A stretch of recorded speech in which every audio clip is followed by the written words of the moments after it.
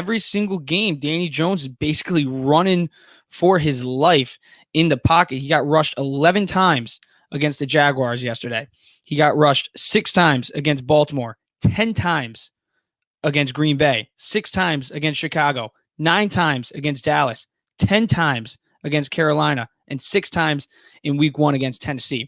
So Daniel Jones is facing pressure. So I know he's not moving the ball down the field and putting the ball in the end zone as much as people want, but at the end of the day, this guy is managing the game, and that's what good quarterbacks do. Jimmy Garoppolo has made a living on being a game manager, a living. He's been doing multiple NFC championships. He's won NFC championships, and he's been to the Super Bowl. And listen, I think Danny Dimes is a perfect comparison to Jimmy G because he's doing exactly what Jimmy G does best, and that's manage the football game. And he's more talented than Jimmy G too. He's got a better arm. He doesn't have the same zip on the football that Jimmy G does because Jimmy G, he doesn't have a cannon, Jimmy G, but he can put some zip on the ball. He can get it to you quick, and he can hit it in any receiver's chest.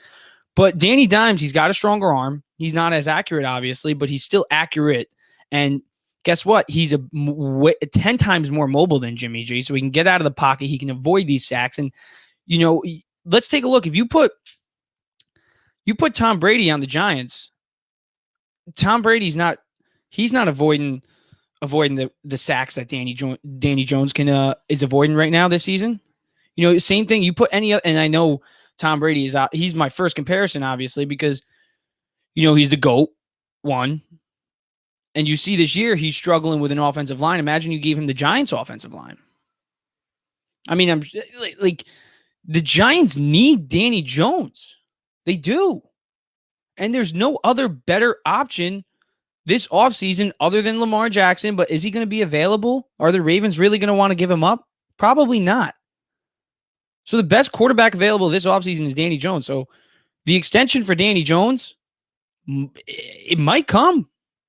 It really might. He's earned it. Right now he's earning it because he's avoiding sacks with a terrible offensive line, and they're 6-1. He's not turning the ball over. He's not making bad decisions. Like, since he got ripped into on the sideline, since Brian Daboll, we have seen Danny Jones go from a kid to an NFL quarterback, a legit one. A franchise starting caliber quarterback. That's what Danny Jones is now. He's done in the developmental stages. We know what Danny Jones is. He's a game manager.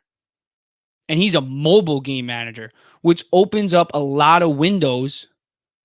Because imagine when you improve it. Imagine you put Danny Jones with a better offensive line. Because he's not turning the ball over with a terrible offensive line. And we see the Jets be the complete opposite. They're trying to make Zach Wilson not drop back. They're making him drop back as little as possible because they know their offensive line is in shambles right now. And they're pounding the football. And the Giants still pound the football. But Danny Jones, he can do more than Zach Wilson because he's developed. He can make the big throws. He can lead. I know Zach Wilson's led a couple game-winning drives since he's been back, but Danny Jones, he's actually leading those drives. He's making big plays in big spots that set up the Giants in position to score, that gives Saquon a chance to get the ball into the end zone. And I'm not trying to make this whole entire podcast about Danny Jones right now, but let's face it. When you look at his numbers, he's been reliable and he hasn't screwed up. And I think that's all you really can ask for out of a quarterback at the end of the day is don't turn the ball over and put us in a position to win. And Danny Jones is one of the best quarterbacks this year at putting his team in a position to win.